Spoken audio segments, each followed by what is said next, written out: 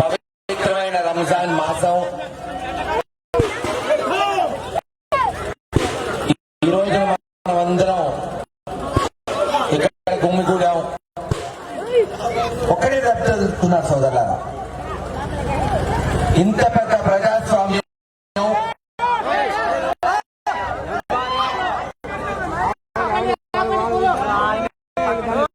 ప్రపంచంలోనే అత్యంత ప్రజాస్వామ్య దేశం భారతదేశం. నేను చిన్నప్పటి నుంచి రాజకీయాలు చూస్తున్నా.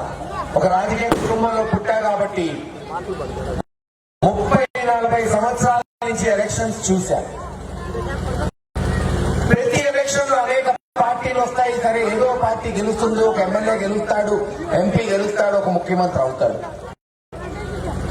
కానీ గత ఎన్నికల్లో చూడనటువంటి అంశాలు ఈ ఎలక్షన్ లో చూస్తున్నా. ఎందుకు చెప్తున్నానంటే, అన్ని ఎలక్షన్స్ లో సరే ఏ పార్టీ ఆ పార్టీ వచ్చి ఇది చేస్తాం, ఇది ఇస్తాం, ఆ రోడ్లు వేస్తాం, ఈ నీళ్లు ఇస్తాం, పట్టాలు ఇస్తాం, రుణమాఫీ చేస్తాం అని చెప్పేవాళ్ళు.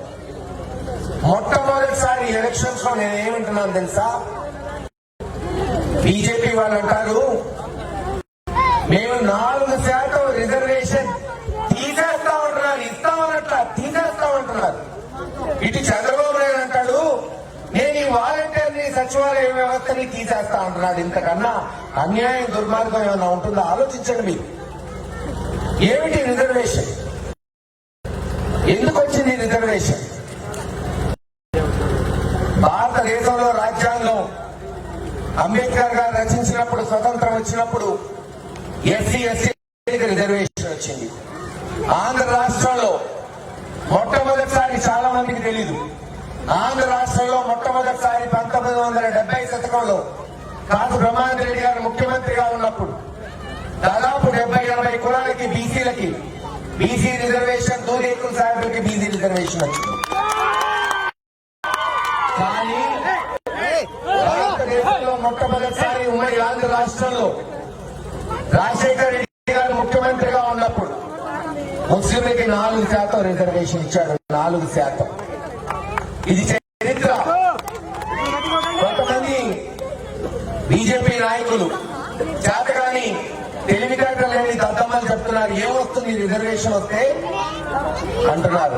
ఆలోచించండి, మీ అందరికీ తెలుసు ఇక్కడ ఉన్న వాళ్ళంతా రైతులు, రైతు కూలీలు, కార్మికులు, మెకానికులు, చికెన్ షాపుల్లోనో మటన్ షాపుల్లోనో పనిచేసేవాళ్ళు.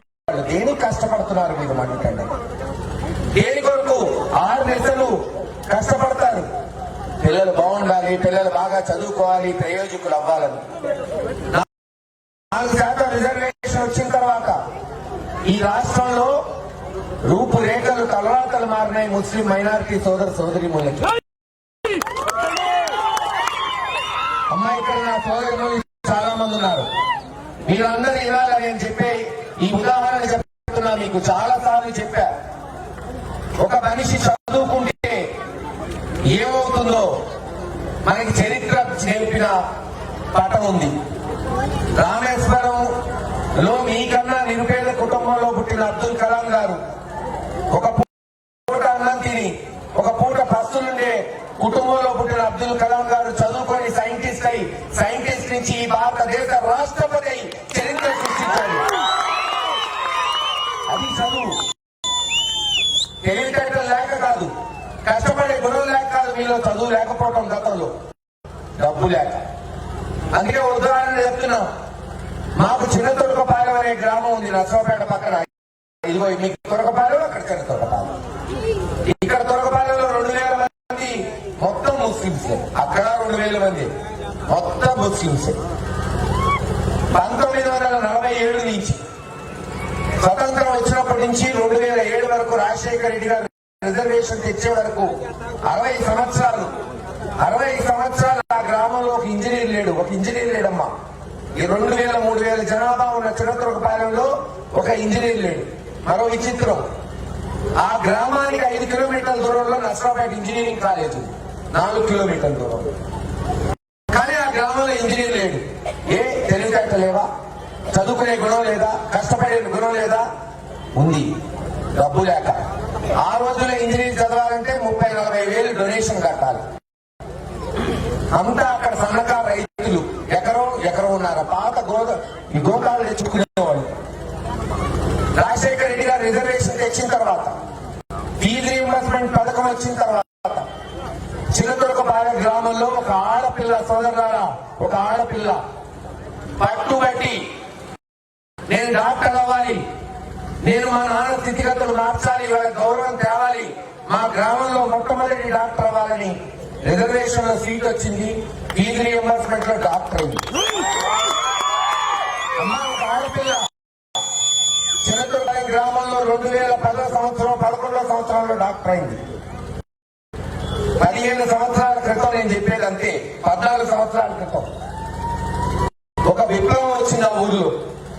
విప్లవం ఏంటిరా, ఆడపిల్ల డాక్టర్ అయింది, మిగతా వాళ్ళు చదవరా, ఇదే రిజర్వేషన్ వాడుకోవచ్చు, ఇదే ఫీజు రీయింబర్స్మెంట్ వాడుకోవచ్చు, రాజశేఖర రెడ్డి గారు పెట్టిన పథకాలు ఉన్నాయని ఒక విప్లవం.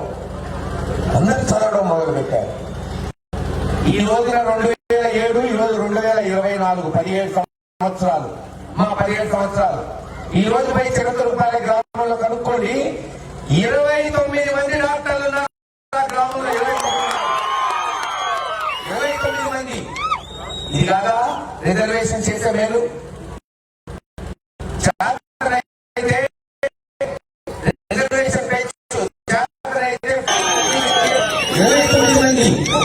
ఇది కాదా రిజర్వేషన్ చేసే మేలు? పిల్లల్ని బాగు చేయి, కుటుంబాలు బాగుపడతాయి.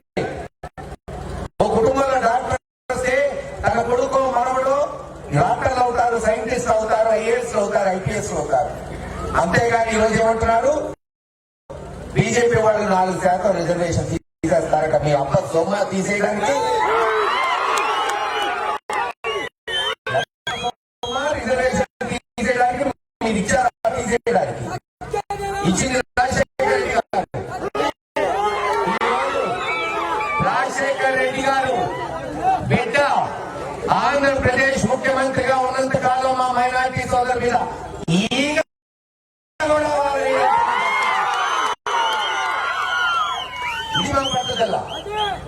మరొకడు వచ్చాడు, దానికి తోడు బీజేపీకి అలయన్స్ పెట్టుకొని, ఆడ పోయి మోడీ కాళ్ళు పెట్టుకొని అలయన్స్ పెట్టుకొని వచ్చాడు. వాలంటీర్ తీసేస్తాడంట, సచివాలయం తీసేస్తాడంట.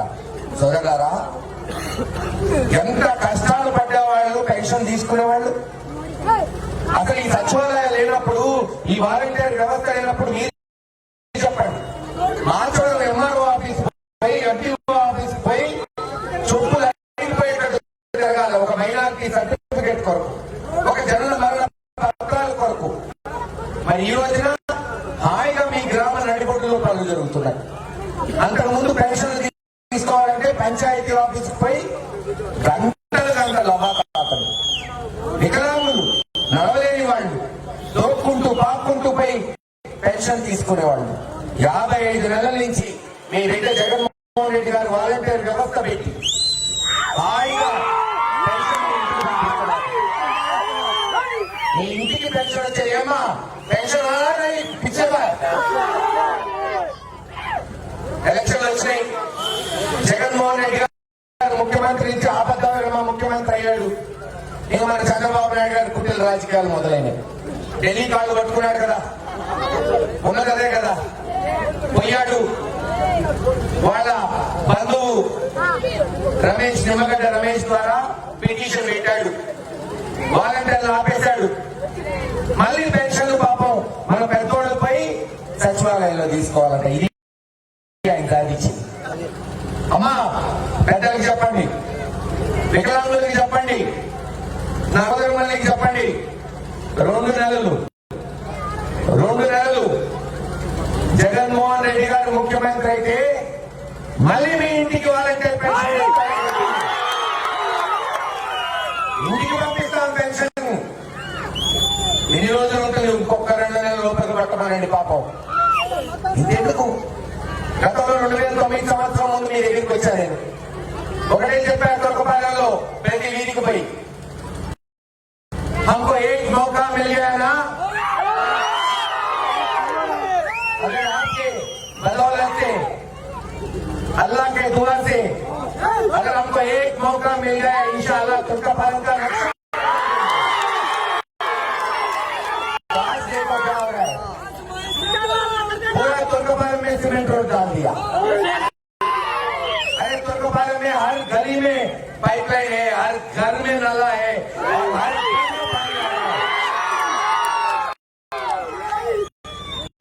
बैंगलोर में सीएम के घर में पानी नहीं है, आज तुर्कापालम के घर में पानी है।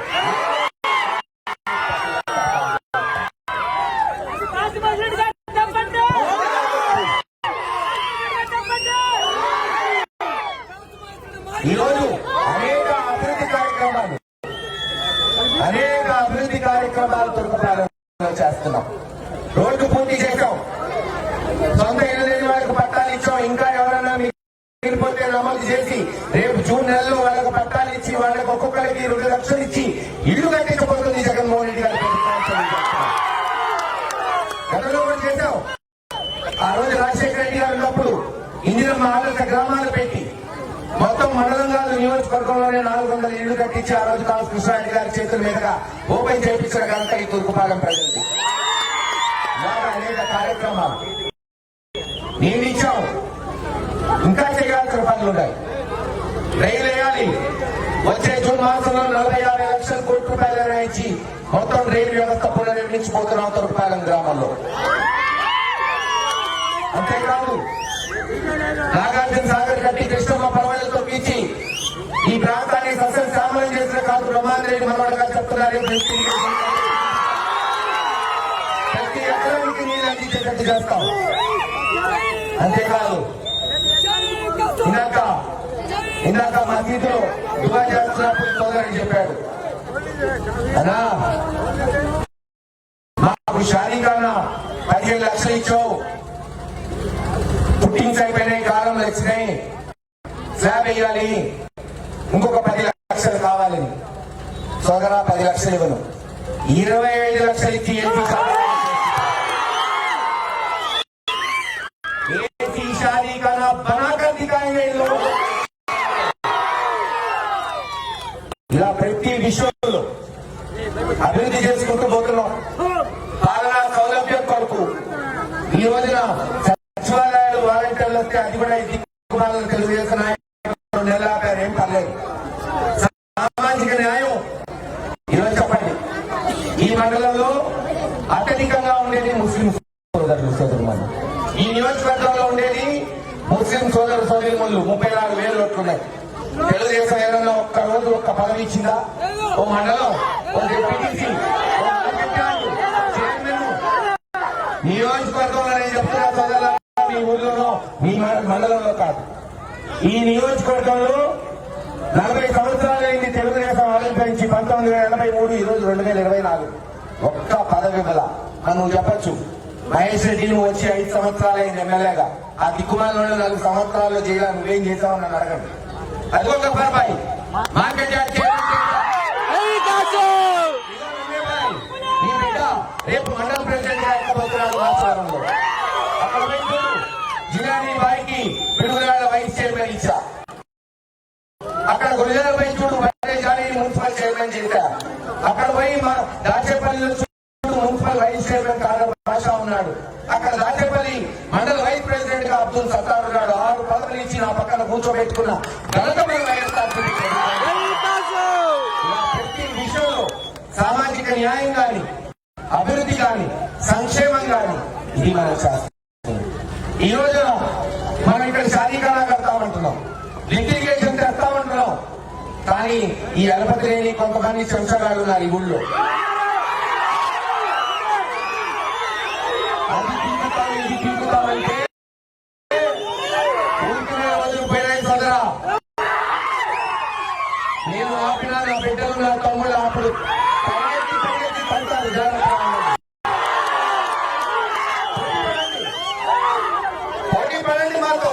ఇదో చెప్తాగా నేను ఈ రోజున, ఇదో చెప్తున్నాగా, నువ్వు రూపాయి ఖర్చు పెట్టకపోతే నేను 48 లక్షలు తీసుకొచ్చి నేను ఇచ్చా. మీరు 42 లక్షలతో సిమెంట్ రోడ్లు వేస్తే నేను 2,18,00,000 సిమెంట్ రోడ్లు వేస్తాను. మీరు పాఠశాలలకి 20 లక్షలు ఖర్చు పెడితే నేను 40 లక్షలు 40 లక్షలు ఖర్చు పెట్టాను. ఒక నెల సెంటర్ కట్టాం. మీ కొరకు 500 కోట్లతో 600 పడకల మెడికల్ కాలేజ్ రామర్పల్లి దగ్గర మీకు 6-7 కిలోమీటర్ల దూరంలో కడుతున్నాం. పోటీ పడండి దమ్ముంటే అంతేగాని వాడిని అంటాం వీడిని అంటాం అంటే ఊరుకునే రోజులు ఎప్పుడో పోయినాయి.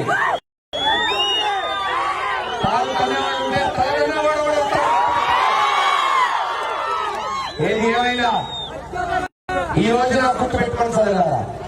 ఈ రోజు అడుగుతున్నా నేను తెలుగుదేశం 40 సంవత్సరాలు ఏ రోజున ఒక బీసీకో ఒక ఎస్సీకో ఒక ఎస్టీకో ఒక మైనార్టీకో ఒక ఎమ్మెల్యే సీట్ ఇచ్చిందా? ఒక ఎంపీ సీట్ ఇచ్చిందా? ఒక ఎమ్మెల్సీ ఇచ్చిందా? మరి ఈ రోజున ఆ రోజున రాజశేఖర్ గారు పిసిసి ఉన్నప్పుడు కాదా జంగా కృష్ణమూర్తి గారిని ఎమ్మెల్యే చేసింది, వాళ్ళ వెంకటేశ్వరికి అసెంబ్లీ పంపించింది. ఇంతెందుకు జగన్మోహన్ రెడ్డి గారు వచ్చిన తర్వాత ఇదే కృష్ణమూర్తి గారు ఓడిపోతే ఎమ్మెల్సీ ఇచ్చింది, అక్కడ వడరాజు బిడ్డ ఏసురత్న గారికి ఎమ్మెల్సీ ఇచ్చింది.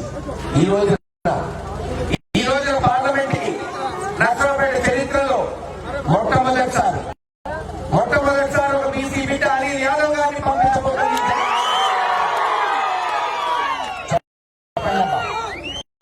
ఈ రోజు ఈ ఎలక్షన్ ఓ జగన్మోహన్ రెడ్డితో ఓ చంద్రబాబు నాయుడు గారితో కాసు మహేష్ రెడ్డితో కాదు, ఈ రోజు ఈ ఎలక్షన్ మీది. ఎందుకంటే ఈ రోజు రాజకీయాలు చూస్తున్నాం.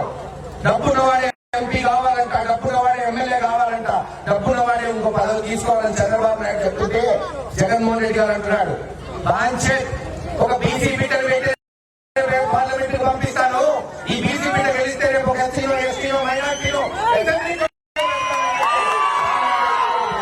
రెడ్డి గారు ఆలోచించండి.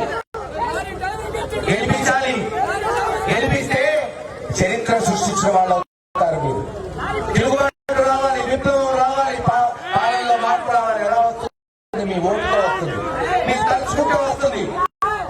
మీరు ఓటేసి ఈ రోజు ఒక సామాన్య రాజకీయ కుటుంబంలో పుట్టిన మహేష్ రెడ్డిలో ఒక గెలిపిస్తే చరిత్ర సృష్టిస్తారు.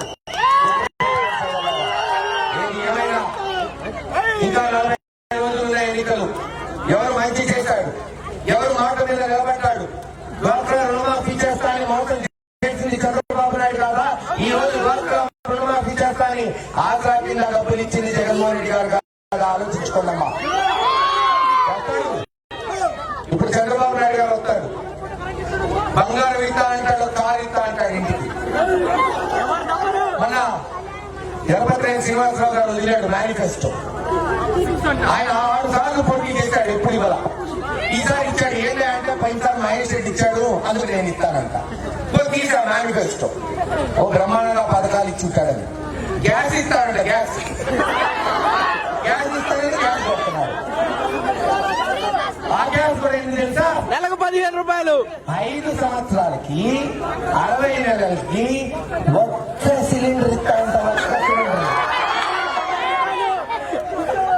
అమ్మా ఒక సిలిండర్ ఎంతమ్మా?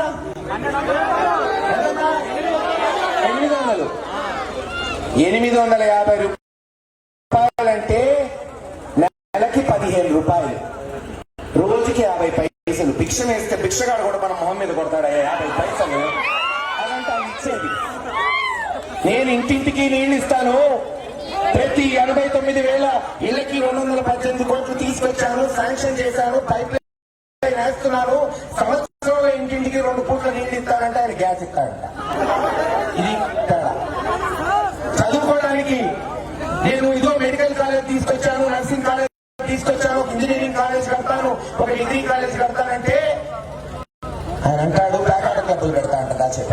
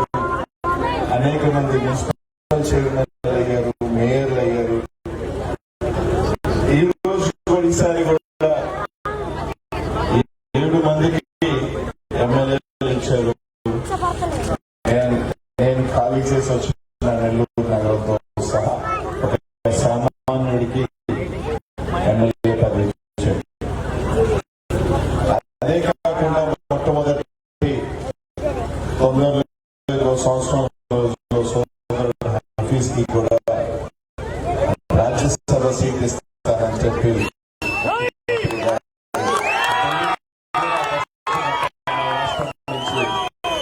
పంపిస్తానని చెప్పడం జరిగింది. ఈరోజు జగన్మోహన్ రెడ్డి గారు ఎప్పుడూ చెప్తా ఉంటారు, ఏ జిల్లాలో మేము ఎన్నికలు వచ్చినా ఏదైనా తీసుకున్నా కూడా ఫస్ట్ ఆలోచన చేసేది ఎవరికైనా పదవులు ఇవ్వాలంటే ముస్లింలు ఎక్కడైనా ఉంటే వారికి ఖచ్చితంగా రాజకీయ పదవులు ఇవ్వాలి అని చెప్పి ఆలోచించేసే వ్యక్తి జగన్మోహన్ రెడ్డి గారు అన్నారు. కాబట్టి అందరూ కూడా ఈరోజు రేపు ఎన్నికలు వస్తా ఉన్నాయి. మీ అందరికీ కూడా తెలుసు బీజేపీతో ఇక్కడేమో ఏం మాట్లాడతారంటే బీజేపీ ఇదే మమ్మల్ని అడిగిందని చెప్తారు. కానీ అమిత్ షా అనే వ్యక్తి మొన్న స్పష్టంగా చెప్పాడు, చంద్రబాబు నాయుడు గారే మా వెంట చుట్టూ తిరిగి పొత్తు కోసం కాళ్ళు పట్టుకుని వెంపలాడిన వ్యక్తి చంద్రబాబు నాయుడు అనే చెప్పాడు. ఈరోజు అమిత్ షా చెప్తా ఉన్నాడు 4% రిజర్వేషన్ తీసేస్తాం అని చెప్తా ఉన్నాడు. కాబట్టి ఇట్లాంటి వ్యక్తులకి ఈరోజు తెలుగుదేశం పార్టీ నాయకులు ఇక్కడి నుంచి ఒకటే అడుగుతా ఉన్నాం. ఈరోజు ఏదైతే బీజేపీ అవలంబిస్తున్న వ్యతిరేక వీటికి సంబంధించి మీరు పూర్తిగా మద్దతు తెలిపే వ్యక్తులు ఏ విధంగా ఈ రాష్ట్రంలో మైనారిటీ సోదరుల్ని ఓటు అడిగే హక్కు ఈ రోజు ఆ కూటమికి ఉందా అని అడుగుతా ఉన్నా. కాబట్టి ఆలోచన చేసి జగనానికి అండగా ఉండమని మీ అందరూ, ఎందుకంటే ఈ రోజు జగన్మోహన్ రెడ్డి గారి ధైర్యం, వైఎస్ఆర్ కాంగ్రెస్ పార్టీ రాజశేఖర రెడ్డి గారు చేసిన 4% రిజర్వేషన్ మంచి తర్వాత జగన్మోహన్ రెడ్డి గారికి వైఎస్ఆర్ కాంగ్రెస్ పార్టీకి వెన్నెముకగా నిలిచింది ఈ రాష్ట్రంలో ముస్లిం సోదరులు అని చెప్పి అందరినీ కూడా తెలియజేస్తాను. ఎందుకంటే ఈ రాష్ట్రంలో ఎక్కడైనా ముస్లిం సోదరులు ఏదైనా నియోజకవర్గంలో ఉన్నారు అంటే అది కంటాబలంగా అది వైఎస్ఆర్ కాంగ్రెస్ పార్టీ సీటే అని డిసైడ్ చేసుకునే విధంగా మీరు జగనానికి అండగా ఉన్నారు. అదే దీవెనలో ఆశీస్సులో మీకు తోడుగా ఉంటాడు జగన్మోహన్ గారు అని చెప్పి అందరికీ కూడా తెలియజేస్తా ఉన్నాను. కాబట్టి అందరూ కూడా రానున్న ఎన్నికల్లో ఈ గ్రామంలో ఒకసారి అందరూ కూడా ఆలోచన చేయమని తెలుగుదేశం పార్టీలో ఉన్న కొంతమంది కూడా ఈ రోజు మీకు పథకాలు ఎవరైనా పార్టీని చూసి ఇచ్చారా? మీరే పార్టీని అడిగేలా ఇచ్చారా? ఏమీ లేకుండా మీరు అర్హులైతే ప్రతి కుటుంబానికి అది వైఎస్ఆర్ తెలుగుదేశం ఇంకో పార్టీ చూడకుండా నేరుగా పథకాలు జగన్మోహన్ గారు ఇస్తే ఈ రోజు లోకేష్ మాత్రం పథకాలు కావాలంటే ఎవరికి ఓటు వేశారని చూసి ఇస్తానని చెప్తున్నాడు. అది ఒక గొప్ప వ్యక్తి అలాంటి పప్పుకి ఉన్న తేడా. అందరూ కూడా ఆలోచన చేయండి. ఈ రోజు మీ కుటుంబాల్లో ఎంతో కొంత మంచి జరుగుతుంది. ఈ రోజు 5 సంవత్సరాల పాటు మీ కుటుంబాల్లో ఏదో రకంగా మీ బిడ్డలకి మంచి బట్టలు వచ్చేదానికో మీ పిల్లలకి ఏదో కొంత చేదులు వదలడానికో ఈరోజు చేతిగా ఈరోజు జగన్మోహన్ రెడ్డి గారు మీకు నిలబడ్డాడు. అలా కాకుండా మేము సైకిల్ వేసుకుంటాం, మేము అమ్మఒడిని పోగొట్టుకుంటాం, పెన్షన్ మేము ఇంటికి కాకుండా స్కూల్కి లేకపోతే ఎక్కడైనా పంచాయతీ ఆఫీస్ లో ఎండలో నిలబడి పెన్షన్ తీసుకుంటాం, మాకు చేయింత అవసరం లేదు, మాకు రిజర్వేషన్ అవసరం లేదు, మా బిడ్డలు డాక్టర్లు ఇంజనీర్లు పెద్ద పెద్ద చదువులు చదవాల్సిన అవసరం లేదు, మా బిడ్డలు మళ్ళీ మెకానిక్ సెంటర్లోనో లేకపోతే చికెన్ షాపుల్లోనో